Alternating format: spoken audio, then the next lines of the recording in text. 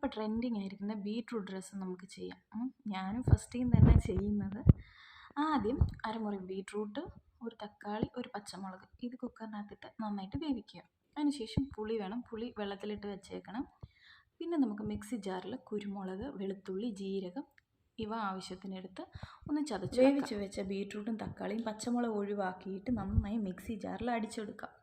അടിച്ച മിക്സിയിലേക്ക് പുളി ആവശ്യത്തിനുള്ളത് ആഡ് ചെയ്തതിന് ശേഷം ബീട്രൂട്ട് വേവിച്ച 1/2 ഗ്ലാസ് വെള്ളവും പിന്നെ 1 ഗ്ലാസ് വെള്ളവും കൂടി ബീട്രൂട്ട് അരപ്പിലേക്ക് മിക്സ് ചെയ്ത് ചതച്ച് വെച്ചിരിക്കുന്നതും കൂടി ചേർക്കുക.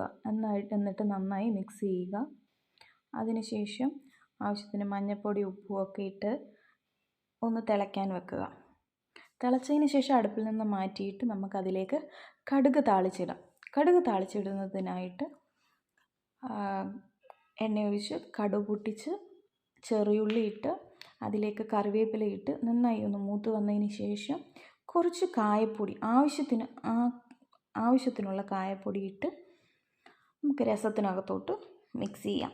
അതിനുശേഷം മല്ലിയില ആവശ്യത്തിനിട്ട് രസം റെഡി ആയിരിക്കുന്നു.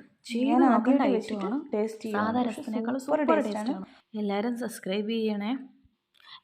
സബ്സ്ക്രൈബ് ചെയ്യാൻ മറക്കല്ലേ. സപ്പോർട്ട് ചെയ്യണേ.